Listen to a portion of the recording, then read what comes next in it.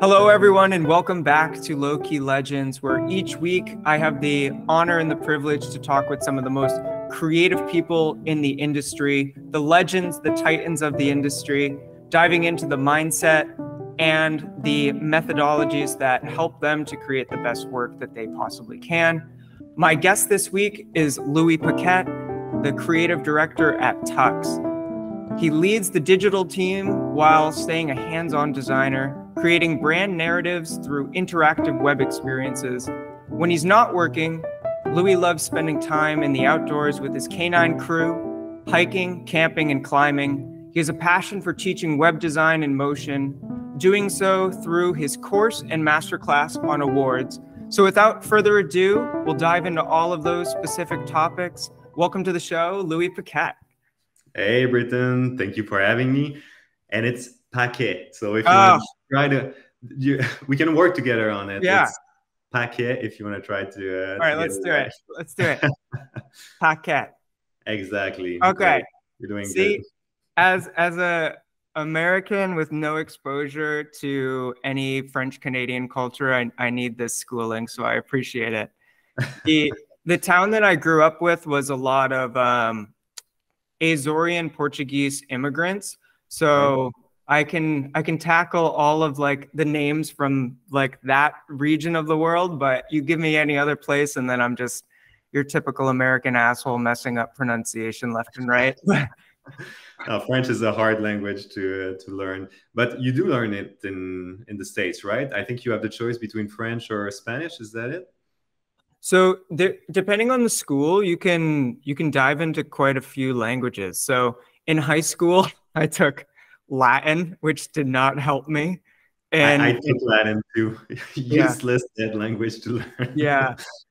I think it's cool, like the history aspect of it. Rome is cool, but ultimately it didn't help me on the SATs. Maybe that's because I'm just not book smart, but more of a kind of go with the flow, make it up as you're doing it kind of person. So like that didn't really help with math, but ultimately I ended up here and doing, I guess, fine. You're doing good for yourself. Yeah. But I couldn't be more excited to have this chat because we know each other through working on Brews and Grooves and just like talking over social media, but we haven't had too many face-to-face conversations. So just kind of getting to know the full Louis Paquet. Good job. Maybe a 50-50 on that one. I'll take the C. But I wanted to kick things off by kind of jumping in the time machine and thinking back to your past. Is there a moment that you realized that you wanted to be a creative or knew that being an artist and or designer was the path that you wanted to go down? Right. Well, I think like when I was younger, I just started drawings and people told me that I was good at drawing. So obviously I wanted to put more effort into it. So I guess this is kind of how it started for me. I used to listen to some animes and then just pause the image and try to draw it as close to possible. So I guess for me, it kind of started with that. And yeah, it led me to studying graphic design in school because I've always liked drawings, but I also loved computers. So obviously like the answer was to try to mix both of them and find a career where I could enjoy both. So I started actually doing graphic design. I didn't start as a web designer, which is what I'm really doing now. I started as a graphic designer for the first few years of my career. I did do some web at some point during this period too, but it was Flash back then. I don't know if you remember Flash. Oh yeah. Oh yeah. Good times. Yeah. I don't know how old are you, Britton? So I'm 29. But okay. I feel like I'm actually like a 65-year-old man most days because of all the stress of running an agency. But right. So you did live a little bit with Flash. I did Flash, but I did it more from the perspective of animating short videos and trying to put those out into the world on like Newgrounds and websites like that to try and like, I guess, like blow up and become a YouTube creator, I guess. But that didn't work out. The videos were complete trash, and I don't even remember what they were about. Probably something stupid as like a 14-year-old kid or whatever. But it was fun. It was so easy to use Flash to animate. You could start playing with your design and animate them. So that's why I really loved the tool. And I guess that's why I eventually decided to move on to really creating websites and web design, because of this possibility to just animate your design, make it interactive, all of that. And yeah, started with Flash, but then moved on to well, Flash died, so yeah, move on. Rest in peace. For the audience, I have to touch back to anime. What anime were you watching as a young boy on the couch on like a Sunday morning or Saturday? Right. This is kind of I'm shameful a little bit, but yeah, the anime that I would listen to the most, I would listen to it with my older sister. Hi Marianne, if you listen to this at any moment. But yeah, I was listening to Sailor Moon with her a lot, so I know all of the characters of Sailor Moon. And even to this day, I'm still a big anime fan, and just animated movies in general. Like, I think my most played playlist last year, my most played song on Spotify was actually a song from the movie Moana. Which song? Because that's an incredible movie. And it is an incredible movie, yeah. right? But which one? I think it was the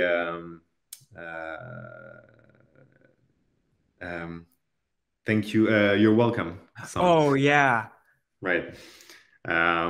But anyway, just all that to say that, yeah, Sailor Moon was kind of the one that we would pause on, and both of us would just start drawing the image that was there. And she was 4 years older than me. She still is. So I would try to be as good as her, which was not super easy to do. But it pushed me to try to push myself and try to do best. And I think that's a nice trait that I learned at that point, and I still try to do on every project. Just try to push myself as much as possible. Are you just you and your sister? Yeah, we're just the two. Okay. I have an older brother. He's 5 years older, and I feel like us younger siblings just try so hard to catch up to the age and like the skill set of our older siblings that a lot of younger, let's say second born kids, have this kind of passion and this drive that maybe like it's not super apparent at the beginning, but then we look back and then it's like, oh, I was just always trying to like be as good as my brother or my sister. And it just gave me that extra little push that I'm kind of seeing today as a result. Yeah, that's true. I never really thought about it, but maybe that situation in my life, the way that I was raised, and the fact that I had a older sister made me the man that I am today. Possibly. In some regard, maybe. Yeah. But I would say that your work is highly like motion oriented, and it seems to have a central theme, and everything's kind of connected to that theme. And this is my outsider perspective, trying to understand the way that you work, Louis, and that's my impression. How would you say your creative process starts, and how do you come up with like the beautiful motion concepts, and where does that all begin? I'll pass it off to you. Yeah, well, you nailed it. I think that motion for me is super important in every projects that I do. Maybe partly like what I was mentioning, because of the fact that I love animated movies and all of these. I'm just a big movie fan.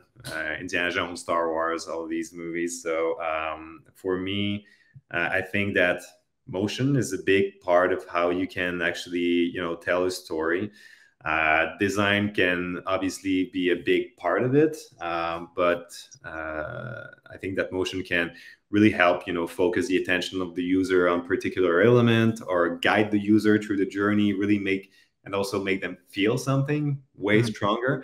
So that's why I always try to think of cool animations on the website, and not just once the design is finished. When I used to just do my designs for the websites, and once the design was done, then try to figure out how the elements would move. But now I really the motion, the way the element will move on the page, are part of my initial design process. Sometimes I'll just start with an animation idea. Okay, I want my objective for this website is to say this.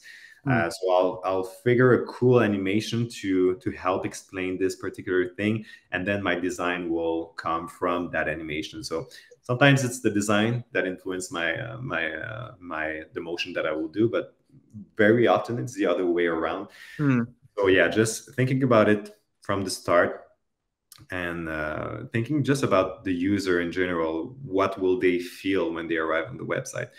That's kind of why for every project that I do, I always put a big emphasis on motion, and I always do a small motion design in After Effects. So I'll do my design in Figma, and then I'll send that to After Effects and start animating everything. Especially, the first few seconds that you arrive on the website, they are so important, I think.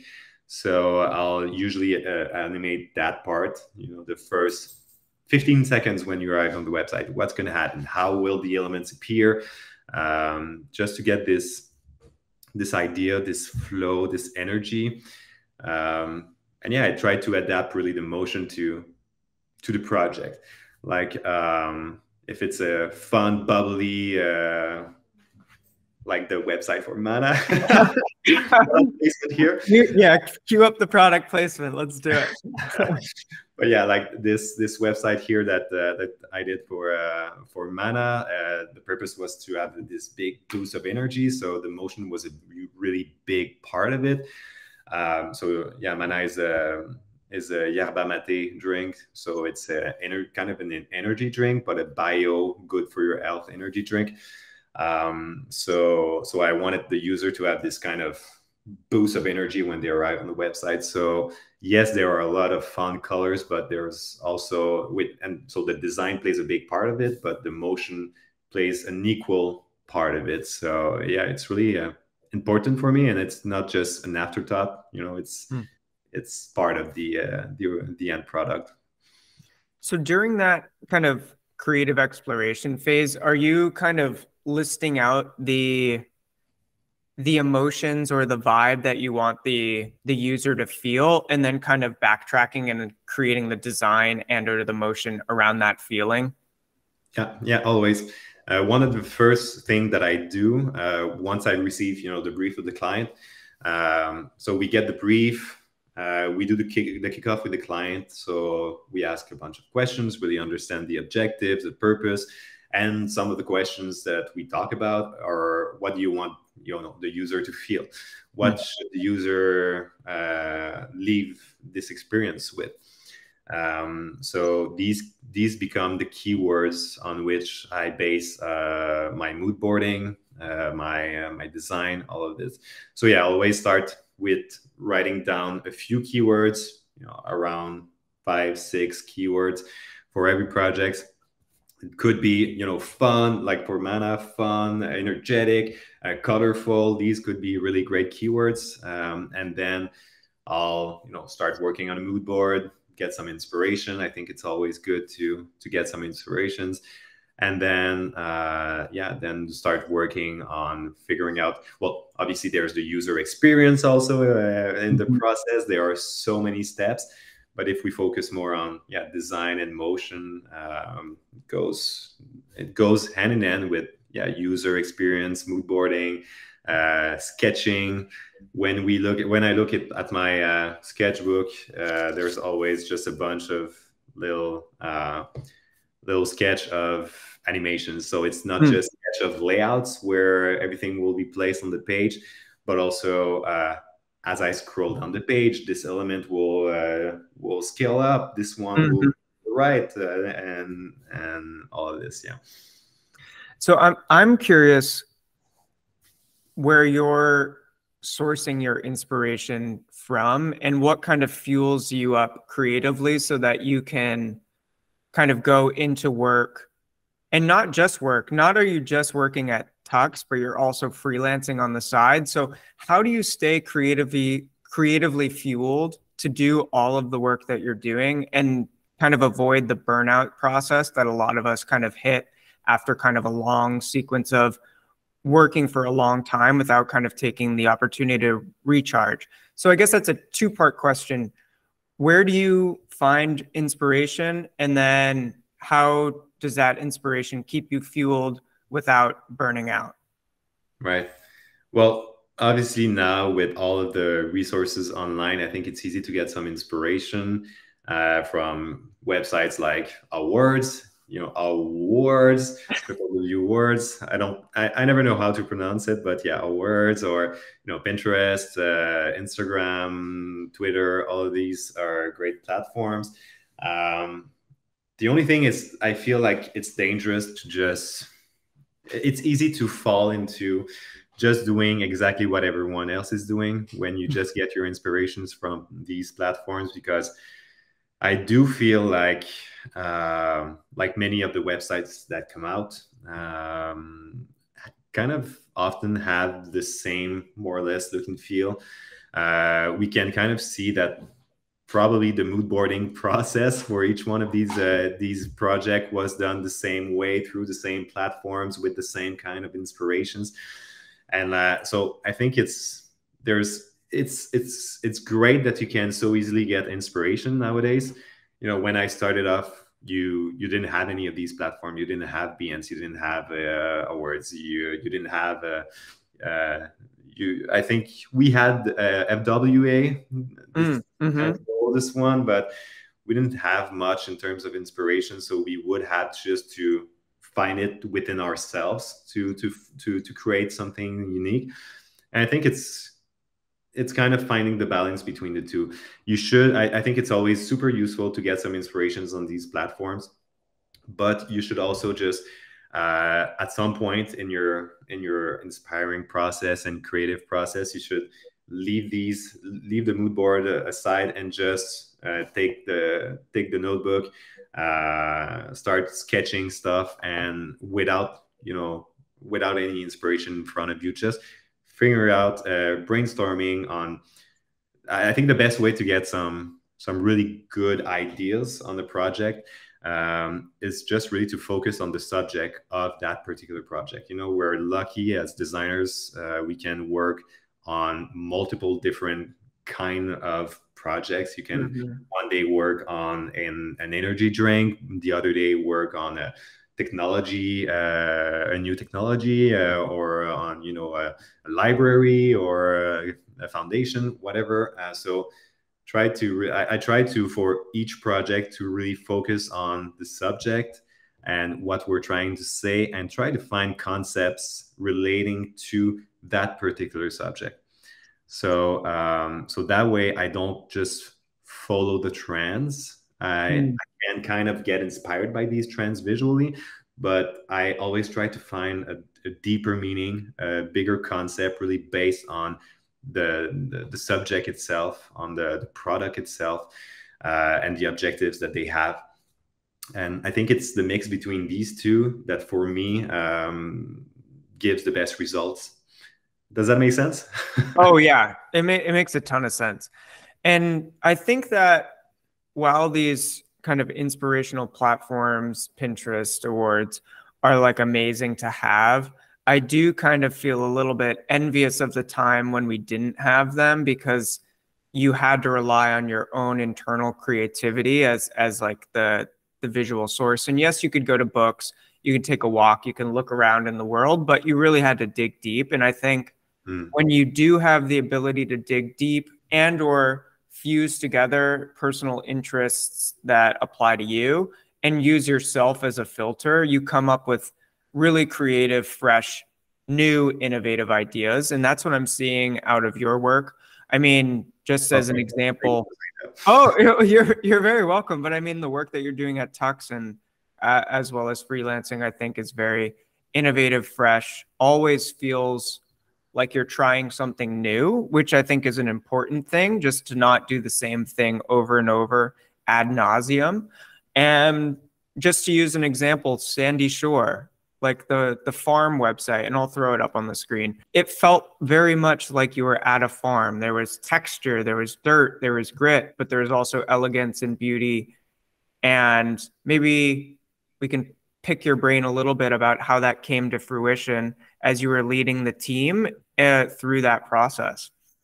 Sure. Yeah. So Sandy Shore, like you were mentioning, it's a farm here in Canada, in Ontario, and it's an asparagus farm mainly, plus onions and bell peppers. So when the contract just when we got the contract at Tux, it was kind of okay, interesting. We're gonna do the website and the branding for a farm. That's a nice challenge, but honestly, that's the kind of projects that I prefer to do, because there's like, for a farm, there's such a big untouched. It's such a big untouched field. I think in design and websites, we don't often see websites for farm. I feel like portfolio websites for designers, we've seen so many of them that it's kind of hard to do something new and cool and original. But so that's why I really like to work on these kinds of projects. But yeah, for Sandy Shore, the farm, what was great is that what I like about working at Tux is partly that we are really a 360 agency. So we don't do only websites, we do a bunch of different things also: branding, advertising, 3D production, copywriting, strategy. So getting to work with the other teams is what fuels me often. Because yes, I'm a web designer, creative director, and I get my inspiration at the same place as most web designers do also. So I love to work with other people who don't get their inspiration at the same place and who have a different, thinking and creative process. So the branding, we work together, the web team and the branding team, to create and build the brand that worked as well as possible.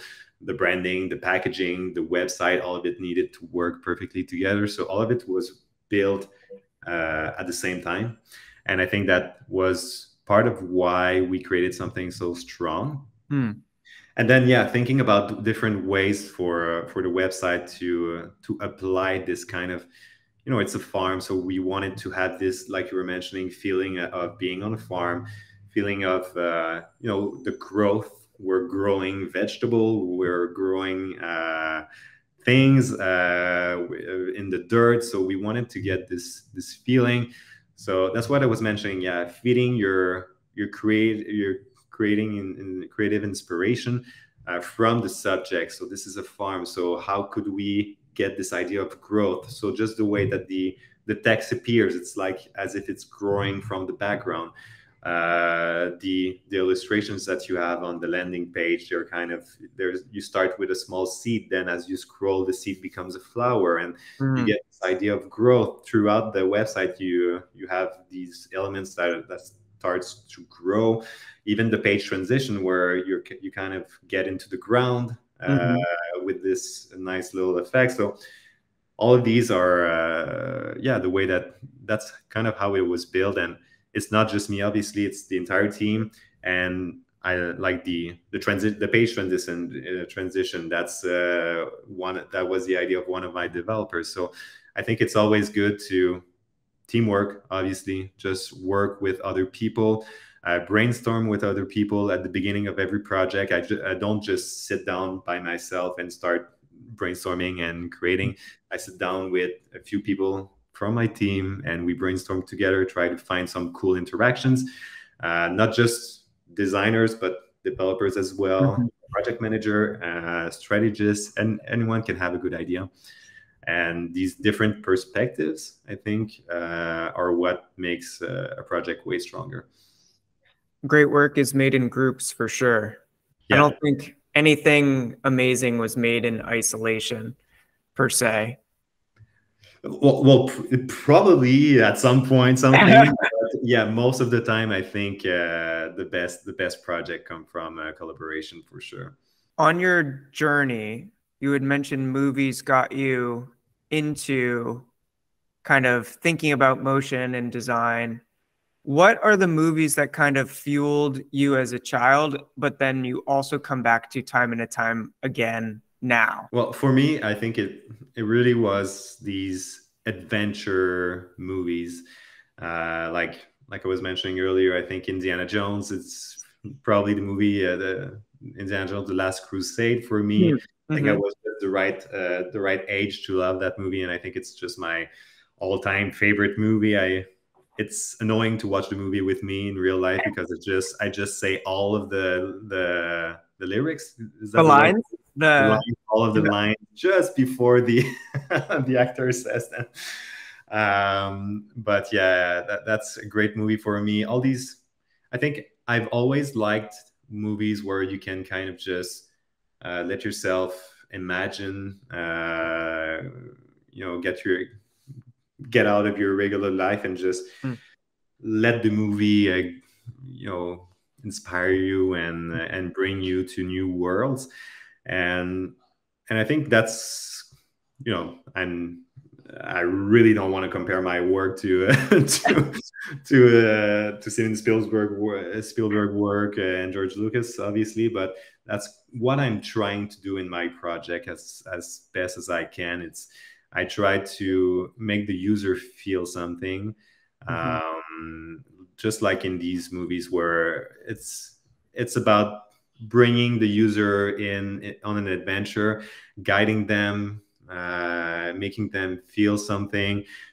So it's a lot of storytelling in the projects that I do, and it's a mix of many different things. So it's not just having a nice story, but it's just like on a movie. You need to have many different things working perfectly well together to get a good movie. If you have a perfect script for a movie, a great script, but the realization, or the direction, or the DOP is not great, Mm. then the movie won't be great. And the same thing, if you have a great DOP, everything looks beautiful, but the script isn't that great, it's not going to work as well either.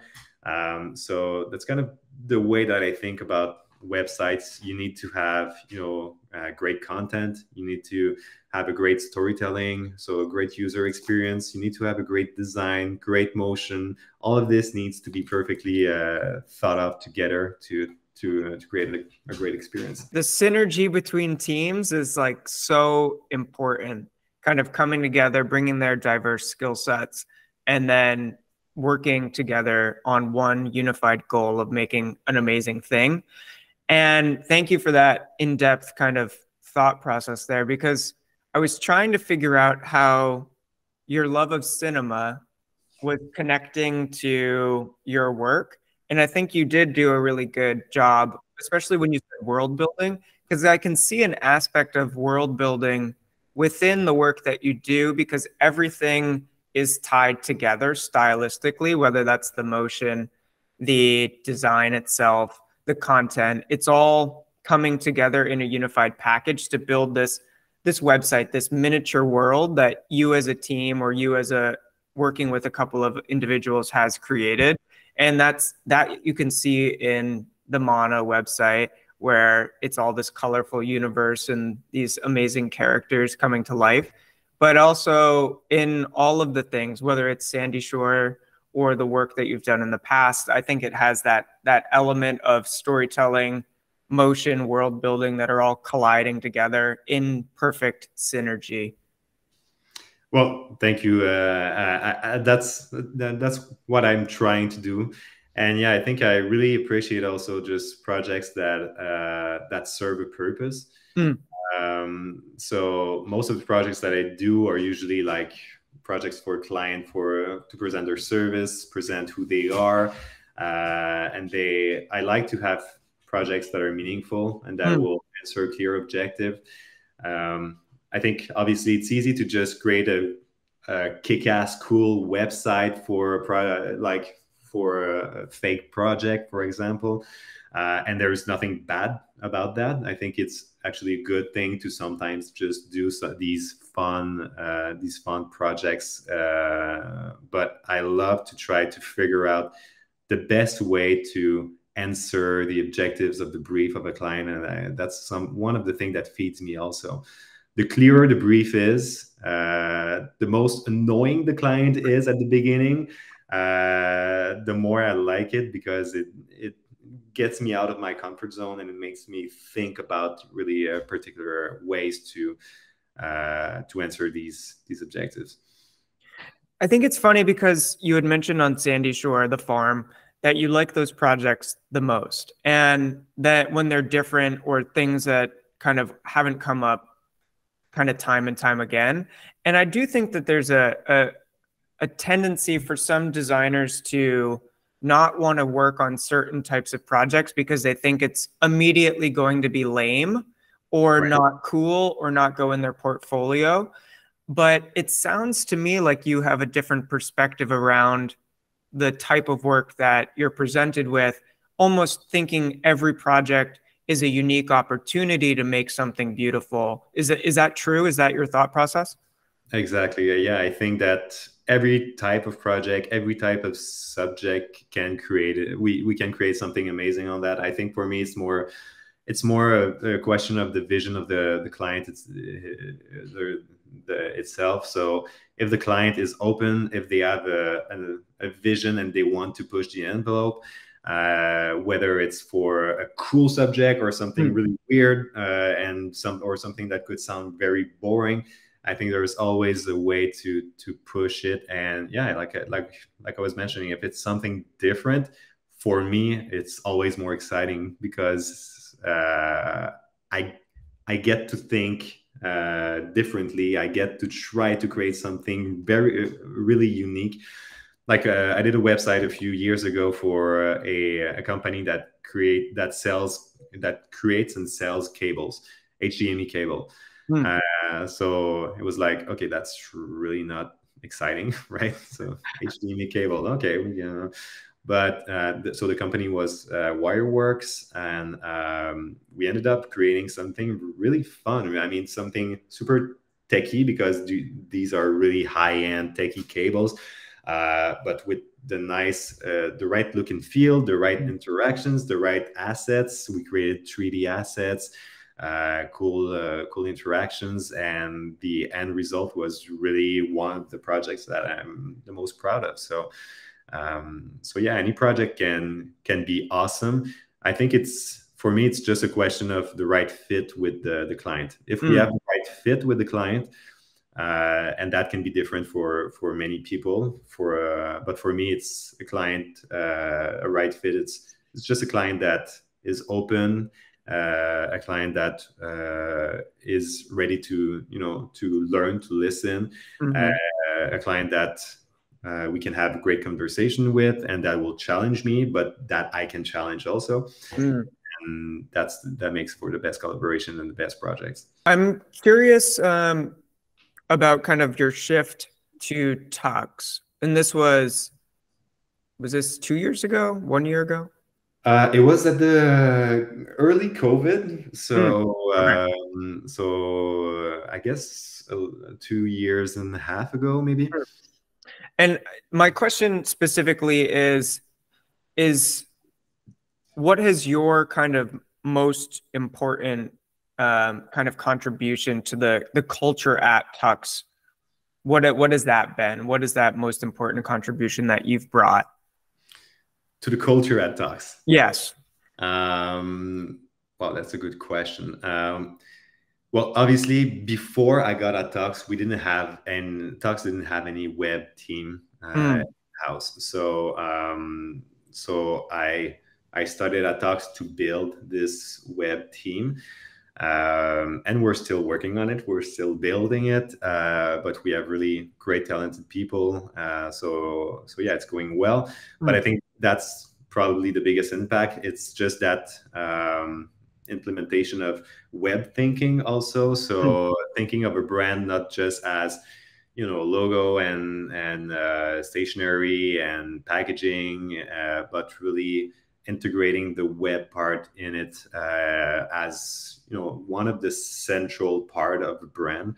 For me, I think that a website is kind of I don't know if it's the right word, but epiphany, is that? No, the most important central part of a branding. What's the right word to say that again? Like a focal point, or let's say a focal point. okay. But yeah, the focal point for me, I feel like for a branding, a website is kind of every element of the branding possible for any company put at the same place. Because you can have the logo, you can have at one place, you can have a business card with some typography elements, you can have a catalog or a box, whatever packaging. But on the website, you have so many different elements. You have typography, you have colors, you have illustrations, assets, pictures, you have iconography, you have animations, you have all these different things that build a brand identity visually. Yeah. And for me, it's like once you have a great website, the brand is kind of already established. For me, the website is almost like a brand book. If you have a well done website, you kind of don't even need a brand book. I'm not saying you don't, you still do, obviously. But the website is like every element of the brand book put at one place and working in perfect harmony together. Sometimes we work at talks on a project, and the client, we usually starts with the branding, establishing the typographies, the color, all of this. We are working in collaboration with the team, the web team in this, but the client starts usually by seeing more of the traditional branding elements.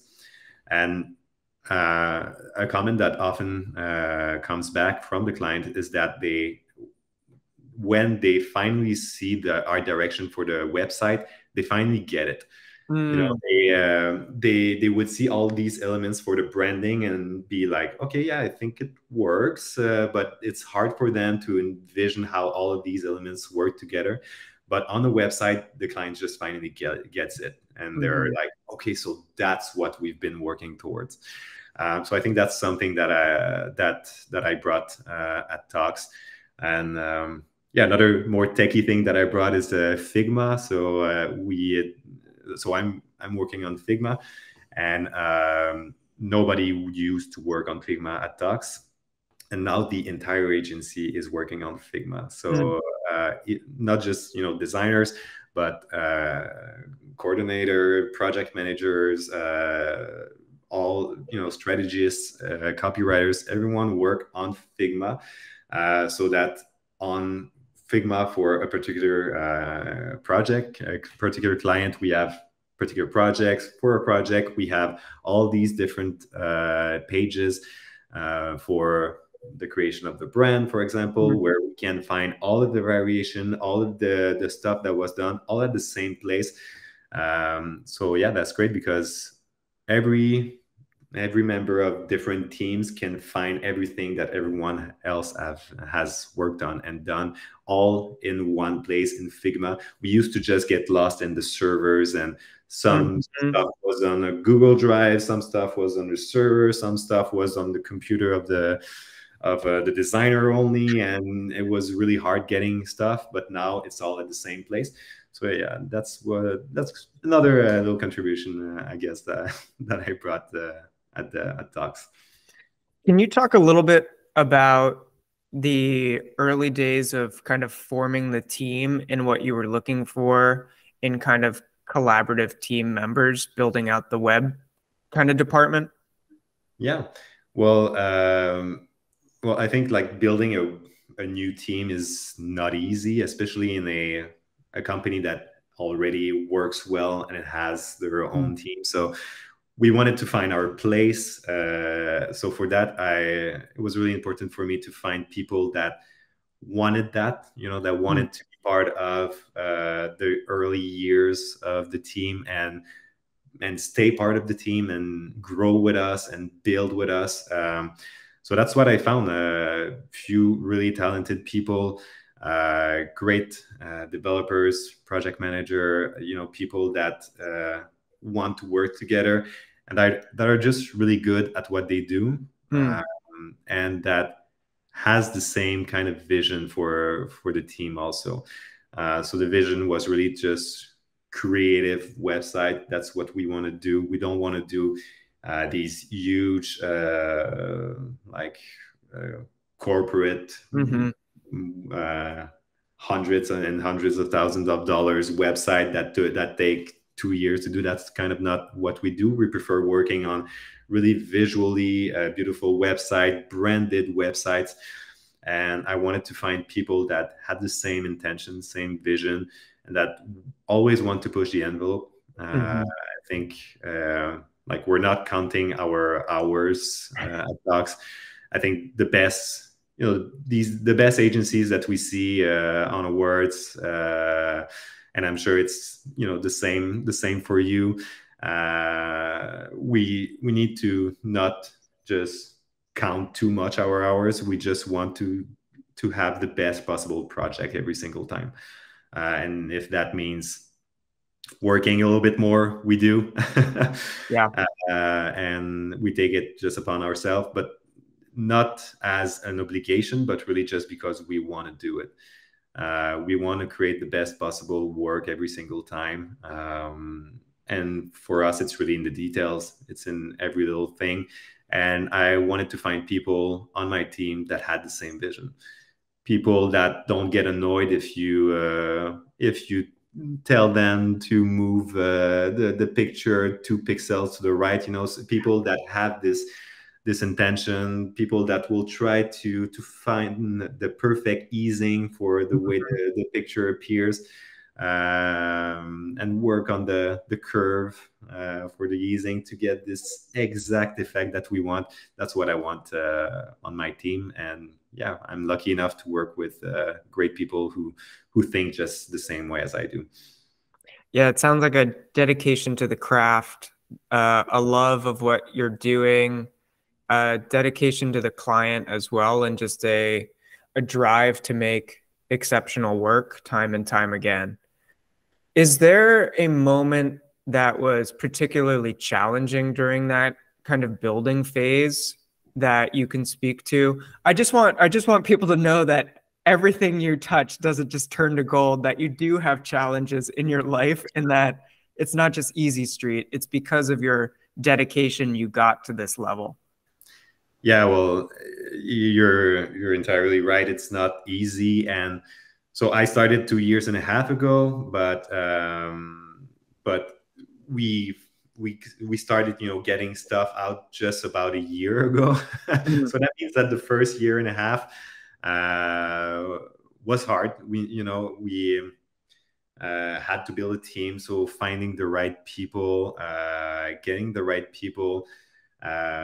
Like our first developer that joined the team came from France. So we didn't just go and found the first people that we could. We found the right person, especially as the central part of the team. We needed to have the right people to join the team. So just finding the right people, the right talent, then finding the right projects also.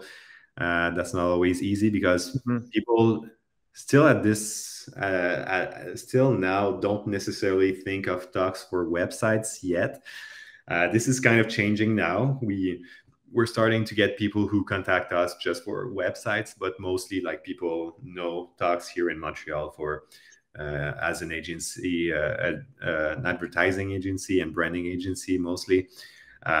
So it was kind of hard to make our place there, but slowly, it takes time. I think it's not something that is done. The first project that you'll do won't be the best project that comes out.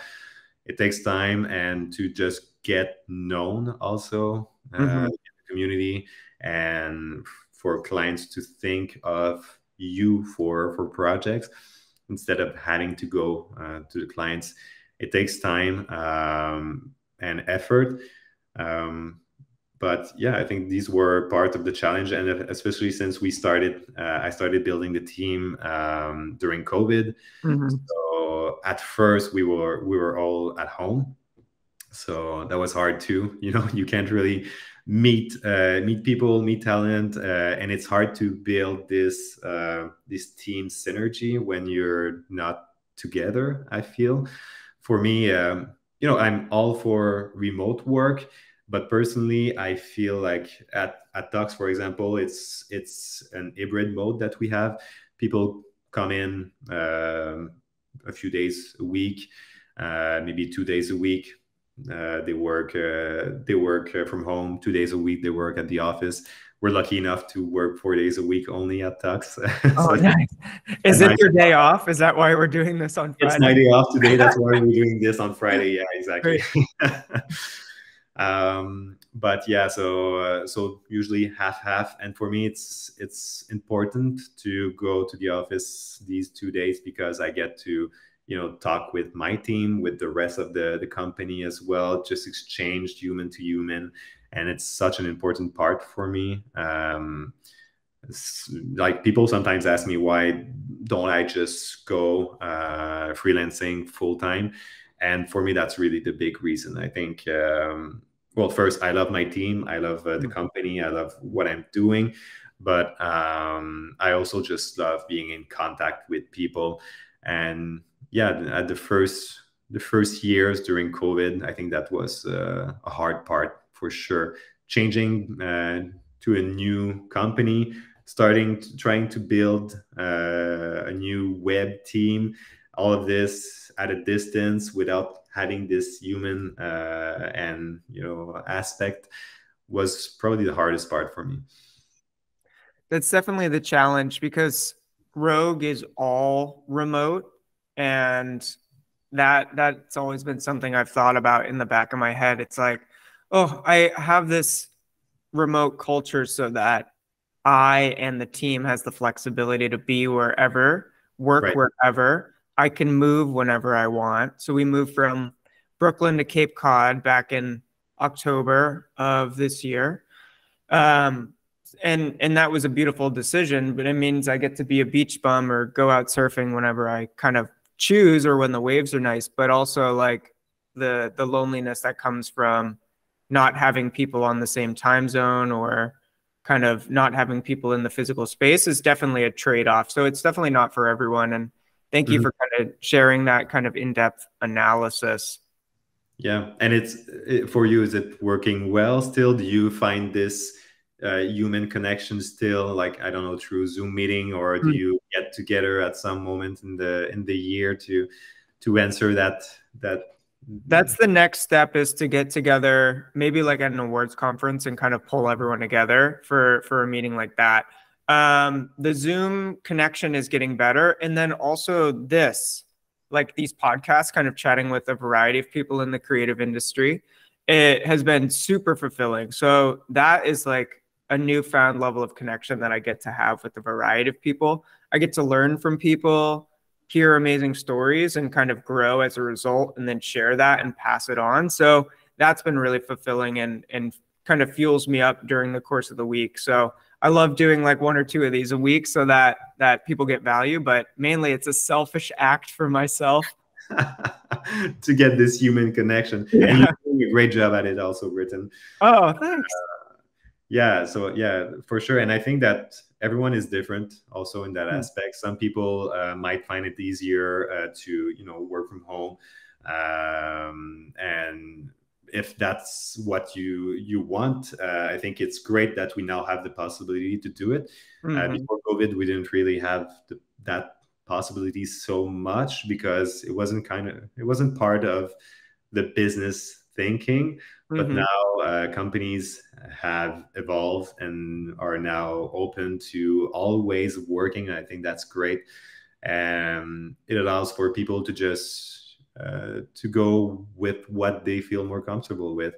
For example, here at Tux, we have some people who go at the office every single day, and we have some who go maybe just once every 2 weeks. So it depends on how everyone feels. Some people live 2 hours from Montreal, so for them it's harder, so they do more remote work, and they can enjoy the nature, because 2 hours from Montreal here, it's it's nature, it's the forest. There's not much.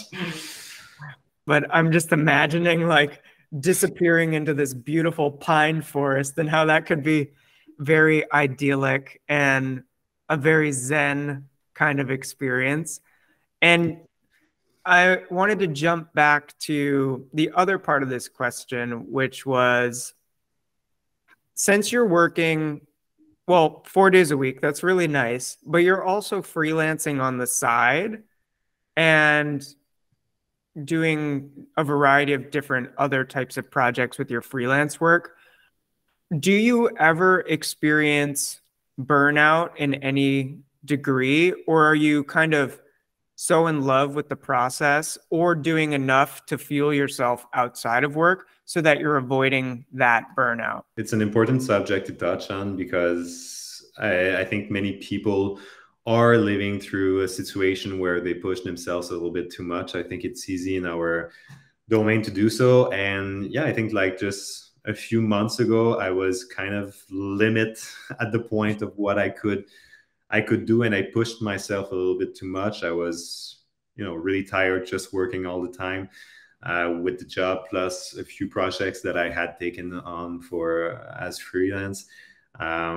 So I think it's important to listen to yourself and know when to say no.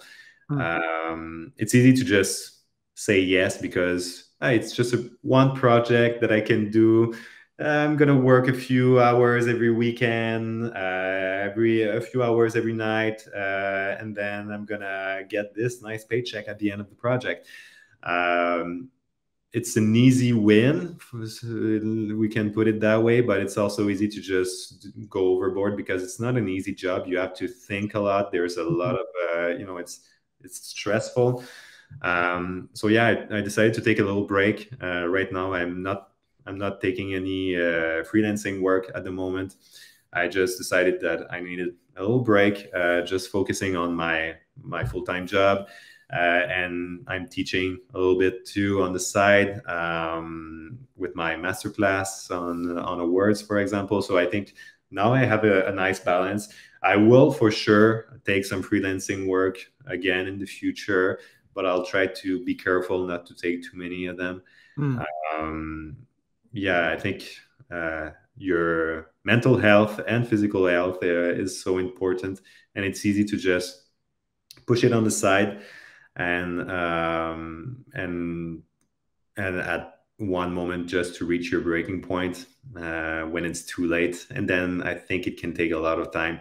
I know people who have reached this point of it's too late and I need to cut everything for a few months, even many months.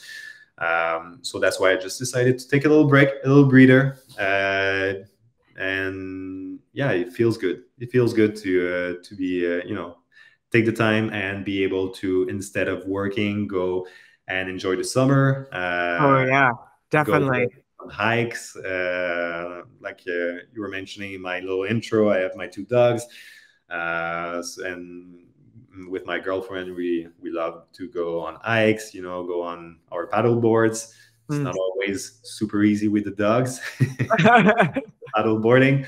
We're still working on it. It's a challenge, but yeah, we like all of these activities. I think it's important just to get your energy back, your creative energy flow going. To take these breaks, just let your mind think of nothing. Just let it go, and because at some point, I remember just before taking my break, I just couldn't think anymore. I couldn't think as well as I usually can. I was tired, and ideas, creative ideas, all of this came really more difficult Mm-hmm. at that point. So that's why I just decided to take a little break. Yeah, And that's great. I mean, just to be in that position, so um, it's not impacting your regular job, but also not impacting your life or your kind of partner as well. So just making that disconnect or I guess not disconnect, but making that shift and prioritizing yourself, mental health, time with others, and especially in summer, that's like the perfect time to take a little break. Yeah, for sure. In winter, here it gets pretty cold. There's a lot of snow, as you know, so it's a little bit harder to go out and enjoy life as much. So it's a better time to get a contract, a freelancing contract. But yeah, I think taking these little breaks, it's also better for the clients at the end of the day, because when you I want to be 100% on every projects that I do. And if I don't feel like I can be 100%, then it's better not to take a project, No, that's a beautiful realization for yourself. Are you one of the hardcore Canadians that are out there on the snowmobile every weekend or trudging through snow cross country skiing? I don't do ski-doo, snowmobile. Mm. I did, I in the past, in my family we used to have, so I did do it, but I'm more of a walking in the forest, Mm. in the snow, Snowshoe? snowshoe, yeah. Mm. I do snowboarding, I do hockey. I'm a Canadian, so I do all It's in the blood. it's in my blood, what can I tell you? Yeah, I'm not very good on the ice skates, so I wouldn't No. do too good against you playing hockey, but Yeah, I think every little Canadian boy start playing hockey when they're young. Not everyone, obviously, but hmm. it's our national sport, and I still love playing every week. For every week, doesn't stop all year long. It feels good. Oh yeah, amazing. So hiking, hockey, walks outside, keeping yourself refreshed, Yeah, paddleboarding in the summer, time with the dogs, climbing also. I think it's a climbing. great sport. I think I love climbing because I think it's a nice social sport. I Mm. love going climbing with a friend, and we talk, we climb, I bouldering. Yeah. So just it's good for, it's physical and it's good, but it's also good for your brain in some way, because you need to figure out how to climb the the wall. Hmm. When there's a problem, you're not able to do it, you can just look at it, talk with your friend, brainstorm. Okay, maybe if we put our feet there and put our hand there, and then you try it, doesn't work. Okay, let's go back to thinking. And when you figure it out, it's so rewarding. I think it's a perfect mix of sport and a social sport. I guess you're problem solving in the moment and trying not to fall off the wall. So Yeah, that too. definitely a mental sport as well. It's a really mental sport, and some days you got it, some days you don't. It's really like tennis. It's a mental thing. I haven't been bouldering yet. My brother just got into it, so I was gonna try and go and boulder with him. He's a couple hours from me, so we'll meet up and do that, grab some beers, have a after. Got So the not, beers after, yeah. yeah, after. So not falling off the wall. Yeah. Speaking of bouldering, I was going bouldering with a colleague of mine, Michael, from Tux, and he fell, broke his feet while bouldering. So we decided just to create a small website at Tux. I don't know if you saw it, brokenfooter.com, exactly. Yeah. So we did do this broken footer website for just so that people can go on the website, sign his virtual cast, leave a note on his 3D WebGL virtual cast and give him a smile back. It was a really fun little project. So we do take the time. I think we need, it's fun to take the time to do these fun little projects for ourselves, you know, not necessarily for a client. We took, I think, 3 days to do it. It started with just, okay, let's just do a small page. We'll take a few hours to do it. And then we had, okay, maybe we do it this, we do it, we pushed it, and we ended up taking about 3 days. But it was fun. You need to have fun doing, you know, your work also, and take the time to do that. Those like little silly or personal projects, it doesn't have to be silly, that definitely give you like a new perspective of thinking, whether it's like a new challenge or just like, okay, we want to do this because of like groups and groups. Yeah, exactly. Yeah, like just like a collaborative, fun project, sharing beer and sharing music. Two passions in my life. I love going to craft breweries or like picking up like a 4-pack and just trying new things, just from the perspective of just trying it and enjoying like beer culture as well as music culture. And somewhere down the line, I realized that they go really good together. And at my old agency before I started freelancing and then went to Rogue, my job on Fridays was to pick up beer for the office. So I would bring beer back to the office and I would put on music, whether or not anyone wanted to listen to the music that I wanted them to listen to. And I would talk about the beer, and I would give like a 2-minute rant about like the different notes that you'd be tasting in the beer, what you could experience, like where the brewery's located and like the type of hops they're using.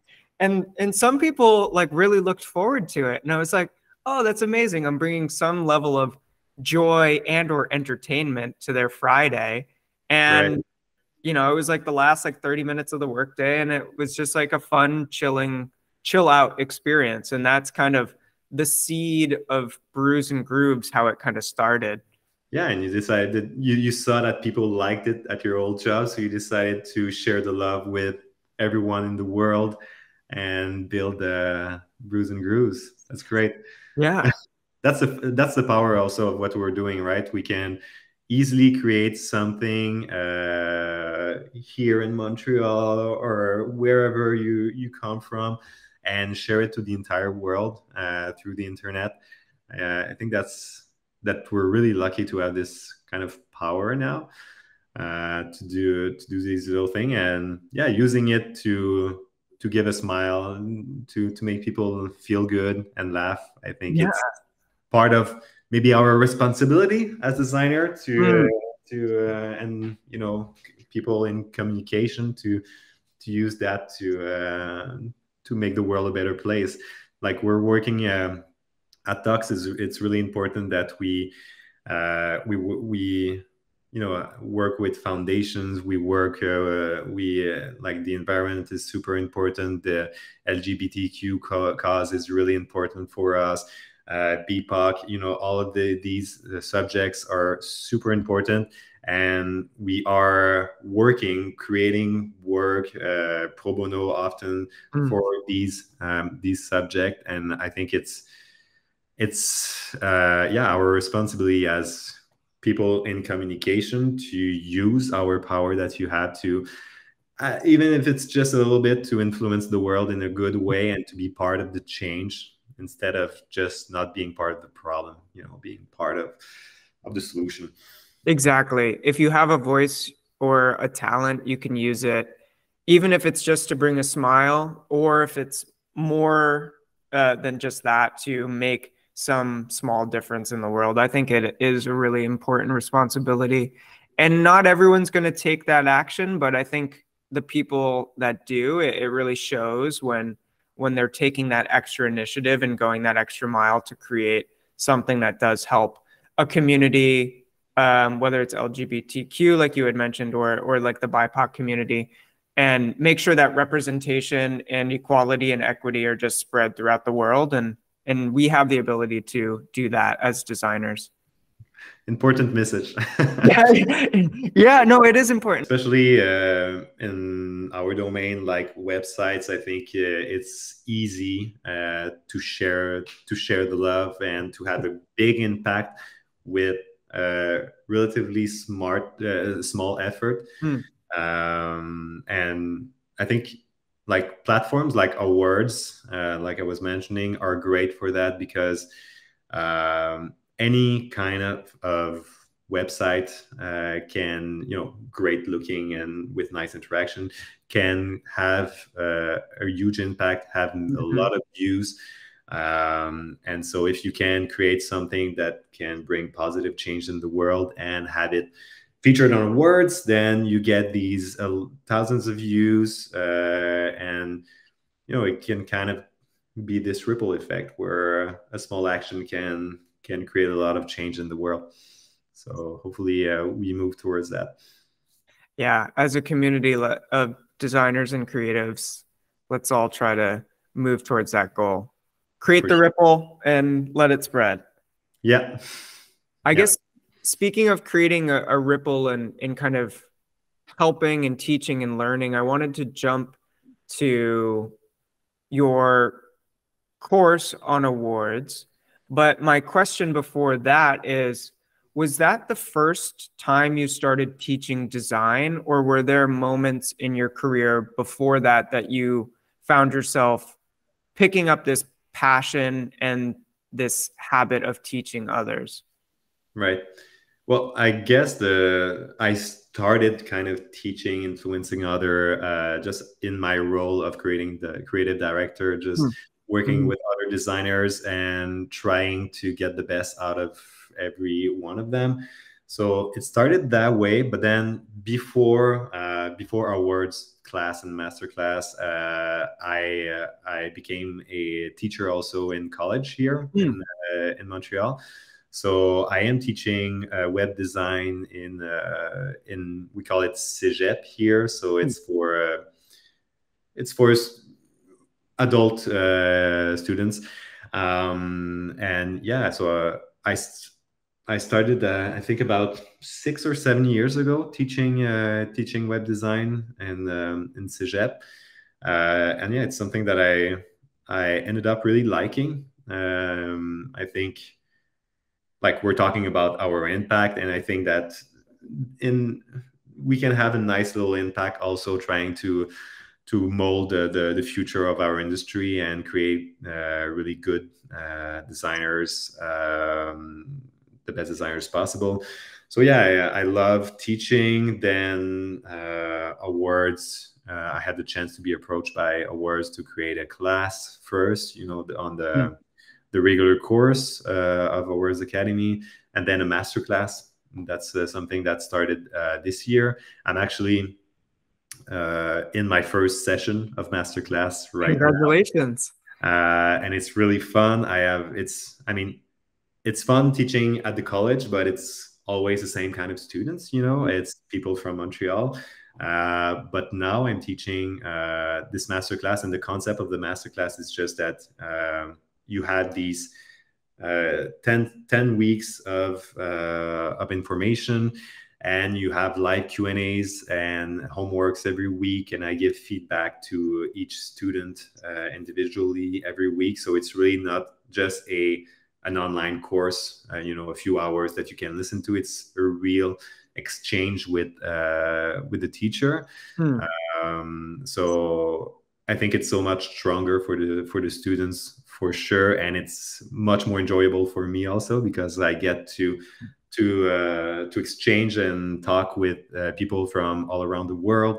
And yeah, I have students in the Philippines, I have students in the UK and the US, everywhere. So it's great to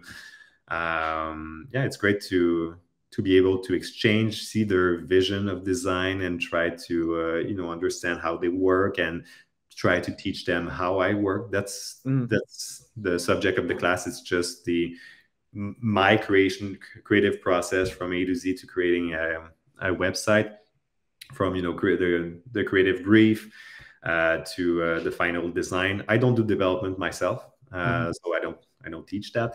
But yeah, I teach the, the understanding the brief, the user experience, the UX, the wireframing, thinking of a big cool concept like we're mentioning for Sandy Shore, thinking outside the box, mood boarding, creating the art direction, the design, the advanced prototyping in Figma, and animating even in After Effects. So we're seeing all of that. So I'm really trying to show my entire process, and yeah, I love to share what I know. Obviously, I don't have all the answer, and this is just the way that I work on it. So I always tell each one of my students to, it's you take what you want and you leave what you don't what you don't want.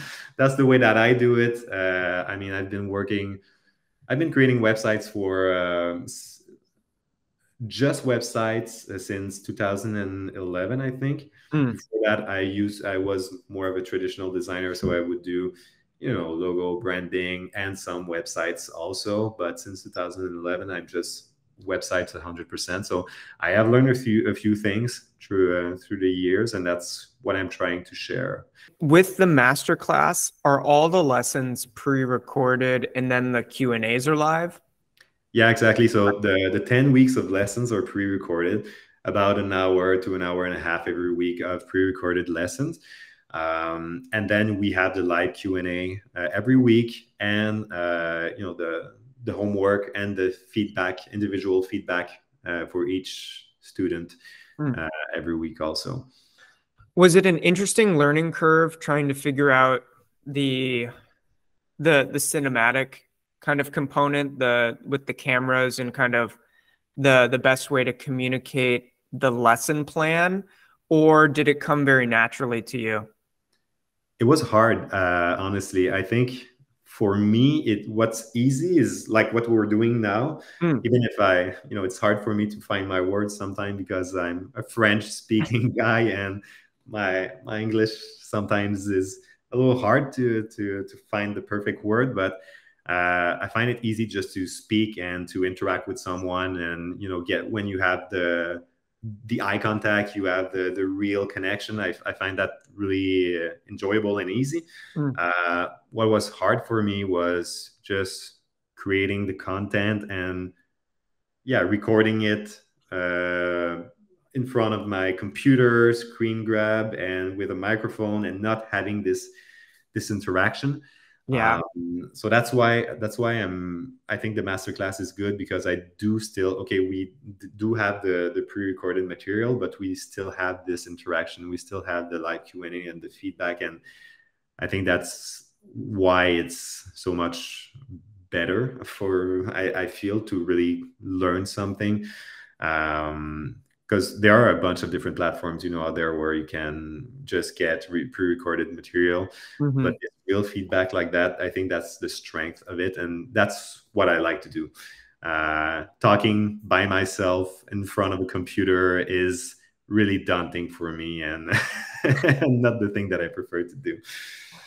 It's a strange experience talking to yourself, but no one's around, and you're just like trying to act like someone else is in the room with you. It's a bizarre experience. So anyone who's like YouTubing or just making content by themselves, that's a whole different skill set to try and bring that level of energy and that those teaching moments without having someone there. Do you do that? Do you do some YouTube content, or?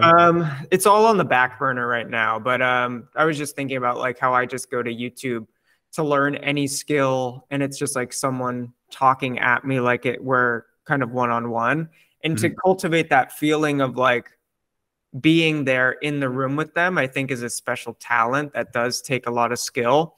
For sure. And I mean, I've seen your awards course. I have that one that I've purchased, but I think that you do bring that level of one-on-one communication, and you have a very clear, concise way of kind of explaining the information. So for anyone out there that wants to level up their web design and motion game, you can either, I mean, at some point you can join the masterclass. I'm sure there's like specific times when you can, but the course is always on there. So you can dive into that for the price of whatever it is on awards at the moment, the Awards Academy, and learn all about Louis' motion process. So I do recommend that. I personally have it, so jump on that. The link will be in the YouTube description, so you can find that, but also just go to awards and go to courses and you'll find it. It's like the top 3 on the page. Well, thanks for the little advertising here, Britton. Yeah, got to shout you out, the plug. Thanks for the plug. Yeah, there's got to be an extra level of incentive / carrot for coming on the show. So that's my way of giving back for your time and energy and sharing all of the process behind who is Louis. Well, thanks. And I'm curious, so you're saying that you did enjoy the course. What did you like about it or disliked about it? Well, what I disliked about it is how good you are and how bad I am at After Effects. But what I liked about it is that it did make it very clear, and it was a good breakdown of the information so that I could follow along. Yes, I mean, if you're trying to go 1 for 1, like you got to like get into the software and try it and then go back to the course. So you got to jump back and forth, but right. That's not a big deal. Or you could go like window to window and try to follow along. But ultimately it's like learn the skill, test it out, and then like you kind of have it forever because you can apply the concepts to so many different things, whether it's like thinking about motion in terms of motion in terms of like an emotion, trying to get to some level of feeling. So like you can translate that a million different ways with like the simple different styles of motion that you were teaching in the course. So I thought that was really helpful, kind of thinking about motion in maybe an elevated way than I had prior. So just learning the process was really helpful. Yeah, and I think these classes that we now have on awards and different platforms, I think it's great that nowadays we have this kind of democratization of education. We don't necessarily have to go in school for 3 years to learn something. You can actually learn it by yourself. I mean, I'm not saying don't go to school. Drop out. That's what Louis is saying. School is still very good and very important, but there are these other ways of learning. And just like we were mentioning earlier, everyone is different. For some people, I think school is great. But for other people that prefer learning at their own speed, for some people, like school is too slow. It's not fast enough. They need to go at their rate, and these kind of platforms are great. It's also less expensive, and people from all around the world can learn any skills that they want. So I think we're living in a great time for that, allowing people to learn anything that they want. It used to be that if there weren't any programs where you lived to learn a particular skills, you just couldn't. Yeah. Now I think anyone can learn anything that they want, and yeah, by themselves with YouTubes and these other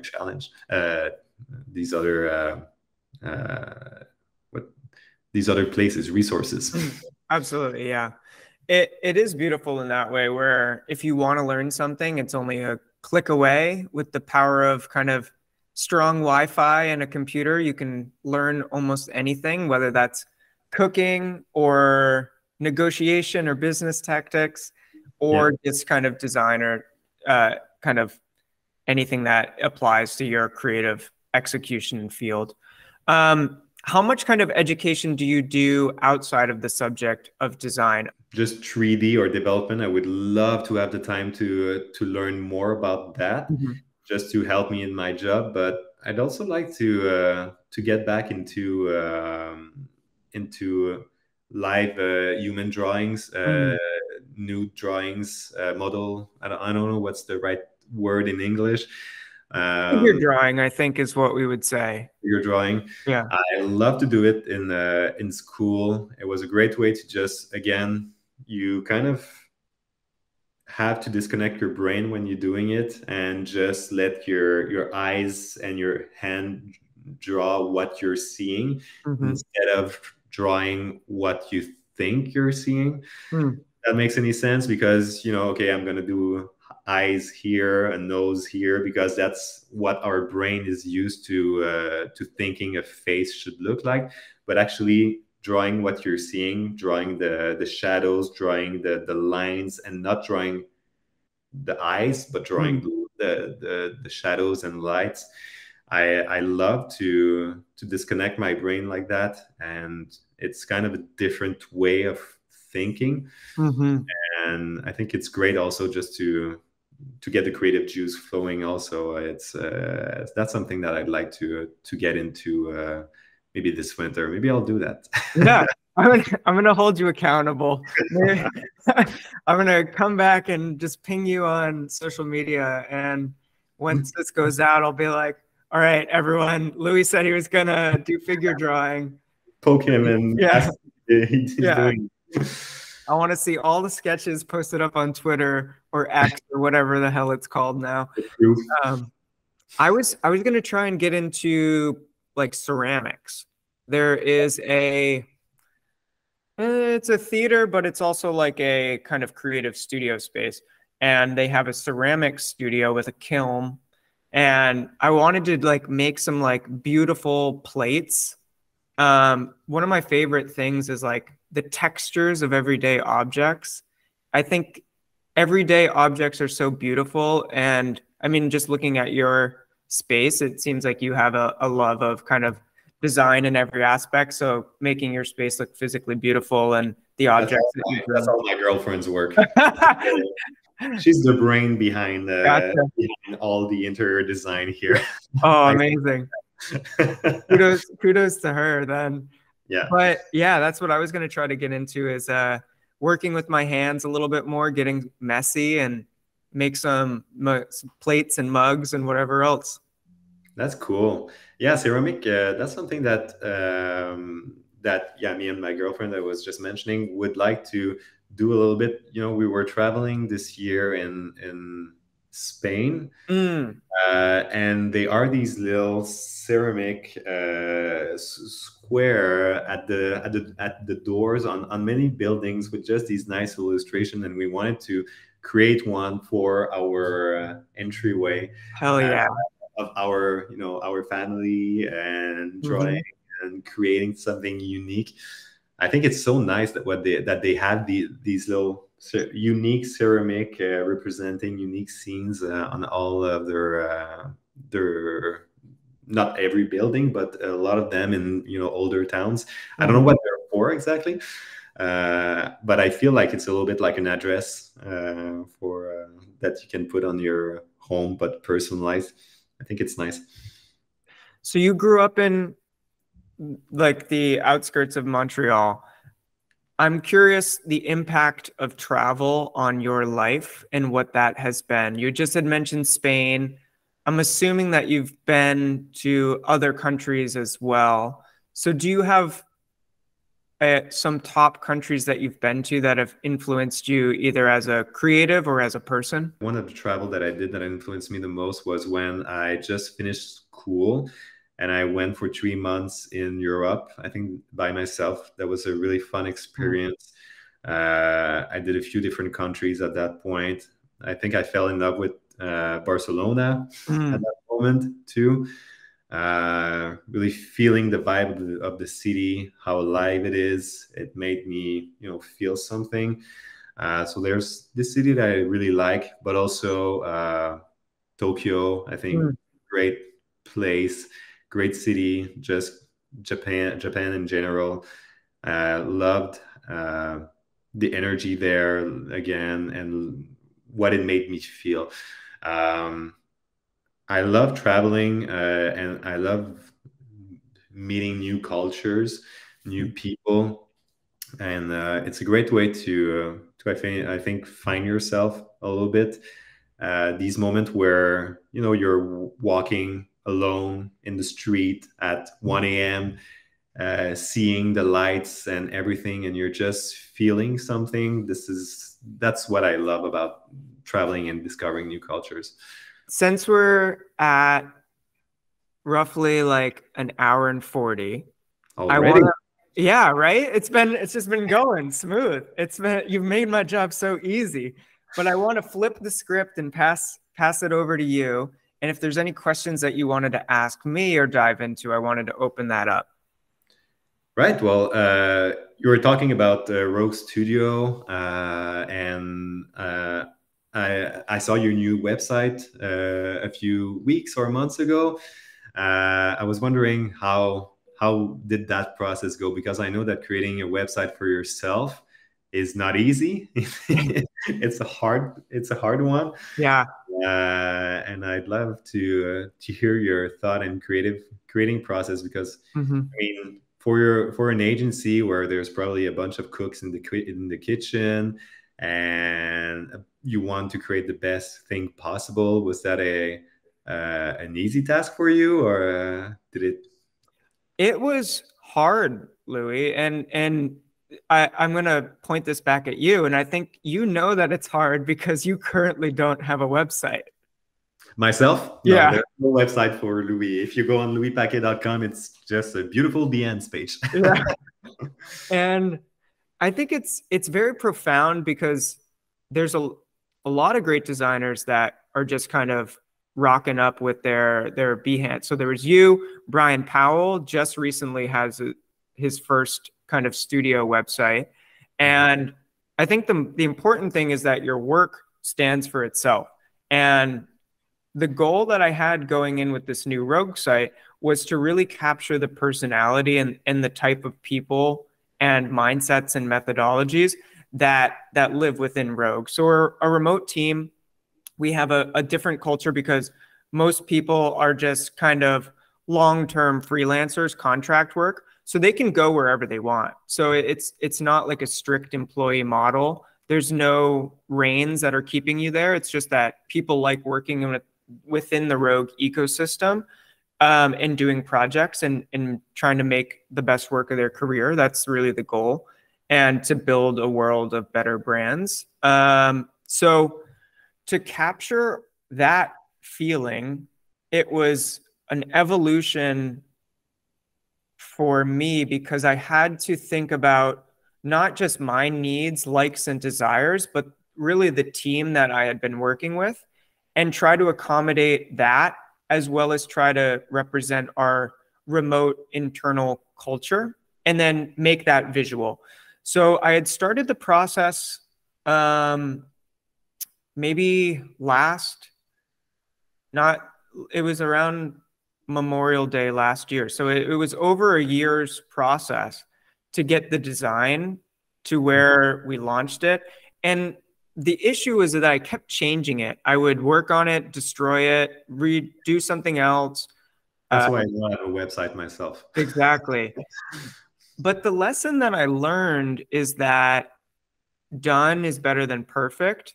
And I had this thought, and it never made sense to me that you could do this, but you can put something live and then change it. For sure. It's like it doesn't have to be a one and done. You can adapt, you can pivot, you can change.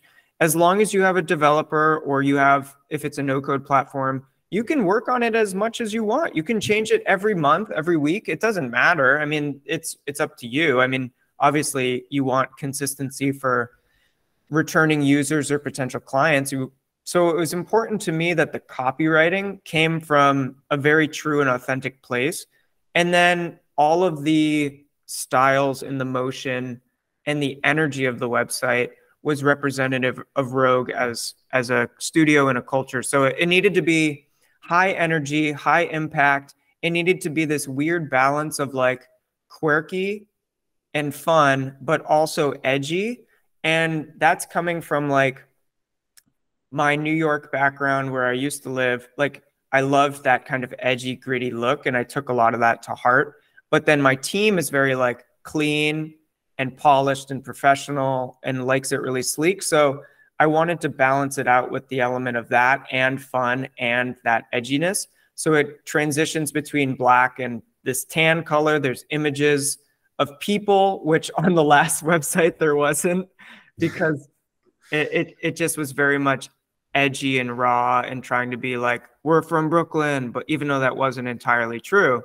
So the real learning experience was staying true to everyone, not just leaning on me, but leaning into their personalities and expertise as well, and trying to make it as collaborative as possible, even though I was kind of taking the burden of design on so that my team could focus on the actual client work. And they, at a certain point, were like, no, we think you should do it, Britton. So I just kind of said, all right, screw it. I'm going to do it and go all in, and we're going to launch this thing. And eventually it happened. It was I love what you're saying. Just go for it and make it happen, because or else it just never will.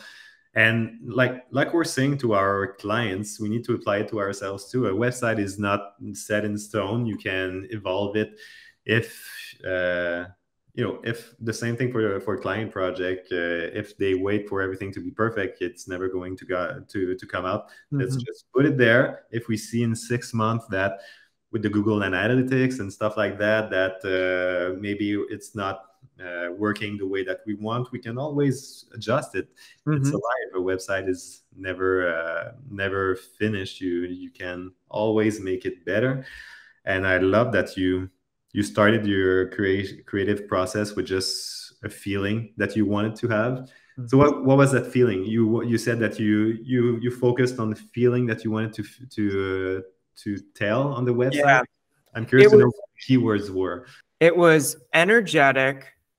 It was I write phrases a lot of the time, which is how I think about things. So for instance, for Low-Key Legends, this podcast, one of the phrases that I had written for it is the feeling of this podcast is a buff tattooed man who isn't afraid to cry and get vulnerable. So that's the type of conversations that are going to be possible on this show.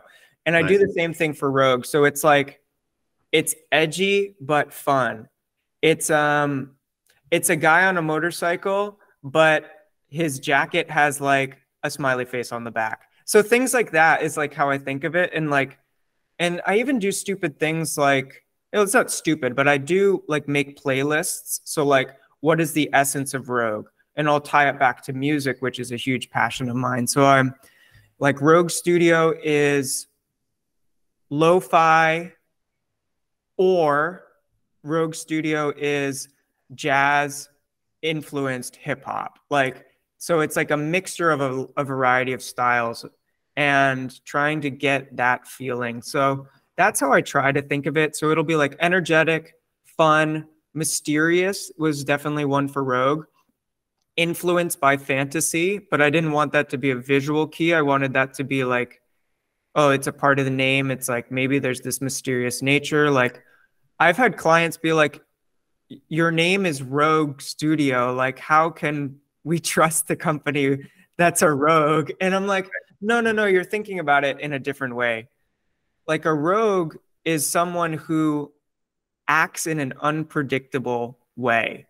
You want to be a rogue so that your company can emerge from the shadows and take your competition out in just like an instant, because you're emerging and you're all of a sudden transformed through the branding process and the work that we go through. If you're acting in a predictable way, then you can't achieve the goals that you just told me about, because your competition's already doing it and they're doing it better than you. So how can we act unpredictably in order to achieve the measure of success? So that's what we focus on. That was ultimately the main mission, but how do we backtrack to the feeling and get that visually? Right. I love that. Really well said. And you did a great job on the website too. It looks awesome. And it shows that you wanted to push these little details, these little animation details. Everything is really well done. Oh, thank you. I really appreciate it. I really, really do. I'll show you my dog. Oh, yes. Let's see the canine buddy. And who do we have here? So we have Bruce. Bruce. Amazing. A white lab or? Yeah, he's a mix between a Labrador and a Golden Retriever. Oh, Yeah. my wife says that my personality is a golden retriever. Me too. Yeah, I'm a Golden Retriever at heart. I have some fast and furious questions. They don't have to be answered quickly, but they're just for fun. All right. So, what is your go-to drink of choice? It doesn't have to be alcohol. My go-to drink of choice. Um, I think like okay, it's a little bit kitsch, but I think like the yerba mate Mm. is great for me because sometimes I'm just looking for something fresh and that will give me a small boost of energy when I'm working. So and it's bio, it's good for you. So I like that. Or just a good old iced latte Mm. also. So on that same note, where's the best coffee in Montreal? Because I've heard good things about the coffee culture. Um, well, I'm maybe not the best person to talk on that because my ice latte that I drink is decaf. Mm. I try not to drink caffeine anymore Good for because you. I used to drink too much of it, and when I didn't drink my coffee in the morning, I would have an headache. Mm. So I decided to just stop, pretty much stop caffeine. I maybe take one caffeinated coffee every 2 weeks. But other than that, I take just a decaf every morning, ice decaf. So I'm not very difficult in terms of coffee. Mm. So I'm really not the best. The best. I could say it's a Brouillon. It's Mm. our coffee place that we have at Tux. It's just under the office. It's open on the street to the public. So I guess I'll say that because it's product placement again. Yeah, on that same note, do the owners of Tux own that restaurant slash cafe? Yeah, yeah, they Oh do. man, that is my dream. Yeah, That was like always been my dream is to have a coffee shop slash wine bar exactly. What it is. slash agency, and whether that's like an up or downstairs level or like a front and back. But that's my dream. Go get free coffee up at the front, like take it back. Oh, Yeah, sometimes we just we have the office at the second floor, but the coffee is at the main at street level. mm, And yeah, sometimes we just either for client meetings we'll do it at the coffee because it's just more natural, more fun, or interviews, or just brainstorming sessions. We want to get out of the office and change atmosphere. So yeah, it's really fun to have that place to go to. nice. What would you say is like the best part about Montreal in general? And I'm asking because I haven't been yet, and I'm gonna go and we'll have to go around and you'll have to take me out like it's our first date. But what's the We'll do it. yeah. I got you. But you mean best part geographically or best part? No, I guess like what's your favorite part of the city? The favorite part of the city. Um, for me, I'd say it's more or less where I live. It's my land. I live in the Rosemont. I think there's a nice energy here, very creative energy too. A lot of beautiful little commerce, independent little shops and Mm. coffee shops and stuff like that. A lot of it hipster too. And yeah, I think that's where you get the best creative energy. Like there is old Montreal, that's where most tourists go, and it's a beautiful place, but I feel like it's not where you get the real, the real energy, the real Montreal. And for me, that's what Montreal is kind of all about. It's that relax feel, and that's why I think people kind of like it or don't. But most people that I've talked to really like Montreal because they come from from Europe, and they get here and they feel like people are just really friendly, really relaxed, really chill. It's the same thing in the workplace. It's much more relaxed.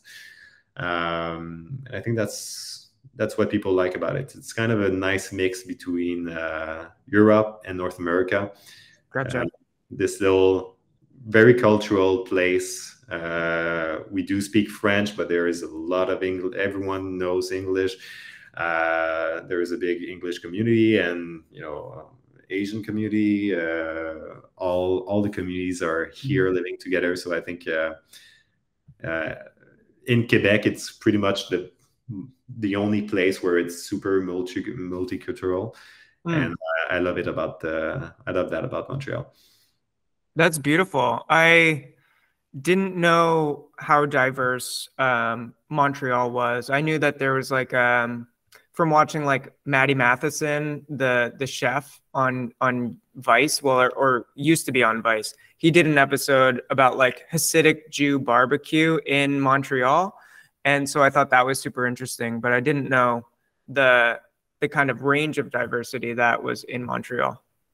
Yeah, there's really a big range. There is the Jewish quarter that's very close to the Milan that I was mentioning. Mm. Yeah, great energy there too. So yeah, yeah, I think that's why people like to come here. It's very alive, and especially in the summer. Mm. In the winter, a little bit less because people tend to stay more in the house. But the moment that the snow is melted, the terraces open, Mm. and yeah, it's good to go for all summer. What bands or music did you listen to in high school, and what are you listening to now? I want to see how different they are or how similar they are. Um, okay, well, in high school for me was punk rock alternative music, so I would listen to The Offspring, Mm. listen to Blink-182, Moist, a group from Montreal with David Usher. So yeah, that was really the kind of music that I would listen to mostly, and they're still pretty much my go-tos when I want to have when I want to feel good. I'll go back to these kind of music. But I like to listen to a bunch of different things now. When I work, I really like to listen just to movie soundtracks, movie playlists. I did create on a Spotify playlist called what is it? It's Epic Working. Oh, amazing. You got Where to I share have that with these me so I epic. can put it in the show notes. Yeah, maybe I can share it. Yeah. Um, Are you kidding? I'm gonna be listening to it. but it's these epic songs from different movies that just get me pumped up when I start working. I think it's good because there's no lyrics, so I just get in the zone when I listen to that. Hmm. Um, and yeah, like I was mentioning earlier, I do have these. Like Moana was one of my the most listened song last year. So I do listen also to these soundtracks, and I have this little geeky side of me who love just movie soundtracks and stuff like that. Then what's your favorite animated movie? That's a hard one. There are so many. Okay, The let's one go that I, top the top one, three. okay, so there's Moana. Like I've seen it a bunch of times. The Spider-Man into the Spider-Verse, Hmm. the first one and even the second one, both of them look so beautiful. I Hmm. don't know if you've seen them. Not yet, but I need to. You need to. They're really awesome movies. I love these ones. I love Wally also. Great feel good movie. I guess these are my favorite animated movies. Right on. I I love Wally. I feel like it's a sleeper hit. I Yeah, don't know if too many people would say that they love it, but I think it's super cute and a great story. Have you seen Elemental yet? I have. I've actually seen it. I saw it last week, I Oh, think. nice. So yeah, great movie. Yeah. Also, yeah, I love Pixar movies for sure. And yeah, the for these kind of movie, I just end up crying a few times. I cried like 2 or 3 times in the movie Elemental, and then we finished the movie, and my girlfriend was, yeah, it was good, and she sees my eyes, and she, yeah, you didn't, and she went, no, not at all. But yeah, that's why I like movies. I like to just lose myself into them and get too emotional. I think that for some reason animated movies are the thing that gets me to cry. Like Me too. I don't cry at funerals, and I don't generally like unleash too much of my emotions typically. Maybe that's like a stereotypical American male thing, but if I go into an animated movie and it's like a beautiful message, I'm crying in the seat. There'll be like 7-year-olds like around my wife and I, and we're just bawling our eyes out. And kids are pointing at us. And you know what? I think that comes from, yes, the beautiful image, but also the song, the music. Yeah. That is usually a big part of these movies, and they make you feel something so strong that it kind of needs to come out somehow. Yeah. That is like the power of combining, I guess, multiple senses at once. There's the visual element with the audio element, kind of combining together to make it even more impactful and beautiful. Yeah. Yeah. Agree. So one final question for you. We can try to make it a good one. And we'll see if it's the last one. What advice would you give to your younger self? How young doesn't matter, but what is something that you wish you had been told earlier on? Like in my career? In your career, in your personal life, doesn't matter in this context. I'd say just go for it. Like the Nike slogan, just do it. I've always been someone who takes a lot of time to take a decision and to move in my life. Mm. And I think like I would just tell younger me to just do things, believe in yourself, and go for what you want. Mm. Like if it's a job, even like at the beginning of my career, I worked for I think 6 years at the same small company, because it was like it was comfortable, it was easy, but it didn't push me in any way.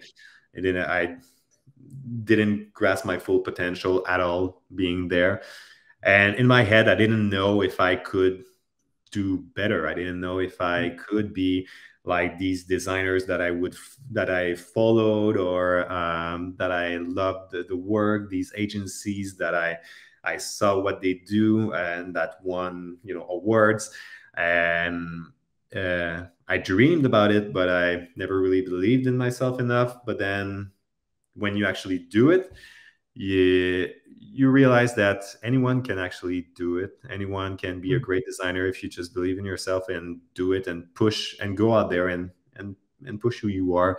Share everything that you do on social medias now. That's such a great way to present your work, and get well known in the industry. And I remember just looking at the agencies that would win FWAs, and stuff like that, and wish to one day be able to be part and maybe one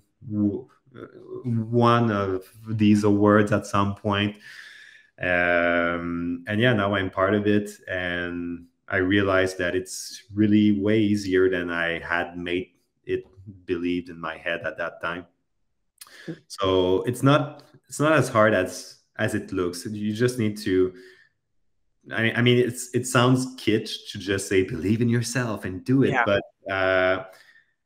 but it's really for me, for younger me, I think it's a big message, because I didn't used to believe in myself enough.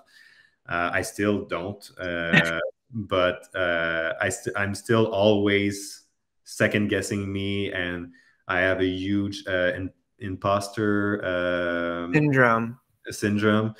exactly. A really big one. But I mean, you have to accept and to believe, and yeah, good things will happen. What was that pivotal moment when you made that switch and that you could realize that you wanted to achieve more, do more, and push yourself past that level of just comfort at that old agency job? Right. I was tired of, just doing the same thing. So I did start to work on my freelancing. But even then, I was kind of playing it safe all the time. The pivotal moment for me, I'll always remember it. It was at an agency in Montreal called AccuFan. I don't know if you know Mm. the agency, but it's a digital agency here. And after 3 months of working there, the two creative directors of the agency just sat me down and told me that they saw potential, that they knew that I was good, but that I was just really playing it safe. Mm. And for me, it was kind of a slap in the face, somewhat, and not because of the way they said it. They said it in a respectful way, but it was a big wake up call. Mm. And at that moment, I just decided, okay, the next project that I work on, I'm going to give it everything that I have, and I'm going to do something completely different. I'm just going to get completely out of my comfort zone and create something unique and just try it. Maybe it will fail, but maybe it will work. Mm. And that's what I did. Yeah, the next project that I did is the first one that won me any sort of award and recognition. Mm. It was my first Site of the Day on awards back in, I think, 2012. So a while back. It was the first Site of the Day of the agency that I was working with too. It won a bunch of different things. It was for a band, a group of music called Artists of the Year. And it's at that particular moment that I just realized that, okay, I can do it. I can be one of the best. I can actually, the dream that I had of one day being part of that community and winning an awards, uh, it had actually happened, and all that I needed to do was really just believe in myself and push myself out of my comfort zone. And I did, and it paid off. And every project that I've done since then, I've always started with the same reflection: how can I push this project further? And yeah, that was a big point in my career. Mm. And so what are you doing on a project to project basis and or day-to-day basis to mitigate the amount of imposter syndrome that you face? It's hard, honestly. I think I'll always have that imposter syndrome feeling. Even for every project, every project that I work on, at the very beginning, the first 1 or 2 days where you don't have any idea where to go. Now I know my creative process, and I know that it will come. But Mm. I'm always scared at the beginning of every project. I'm always a little bit stressed out. I have no idea what I'll end up doing. And I've learned that, for me it's normal. So I've learned not to get too stressed out by it, and just to believe in my creative process, and that it will pay off at the end. But yeah, I always ask myself, is that the moment where I've done my time and I'm just not relevant anymore? Mm. um, and I think it's probably always going to be there. I hope I stay relevant as long as possible with the work that I do, and that I'm able to always find new ways to reinvent myself and reinvent the work that I work on. But that is a big thing in my mind, that I think about, that I'm scared of. But I think many people had it. And again, you just need to, at some point, leave that little part of yourself, that little voice. You need to sometimes just leave it there and believe in yourself and go for it. Well, I think that's a beautiful way to end it. And don't forget to check out awards, the masterclass that Louis has, as well as the motion design course. That one is evergreen and always there. You can hope to get into the next round of the masterclass whenever it runs again. Yeah, it's actually open right now. So it's 4 times a year, a new session every 4 times a year, every quarter. So right now it's open. This has been so much fun, and I think there's a ton of inherent value in this conversation. Thank you for having me. Oh yeah, no, absolutely. No, I'm glad that we could have this chat. I wanted to chat with you. I feel like for years, and I just like didn't reach out. Maybe it's a little bit of imposter syndrome or COVID or just being busy, but that's not an excuse to not reach out and just connect with people that you think are inspirational and or just to bolster your community. True. Yeah. That's a good message too. Reach out. It's always nice to chat with people. Absolutely. So to everyone out there, remember that we are all legendary. We all have value to share. We can bust through our imposter syndrome as long as we continue to keep going. So let's work together to make the world a more creative place. Cheers. Thank you so much, Louis, for being here. Ciao. Thank you. Ciao.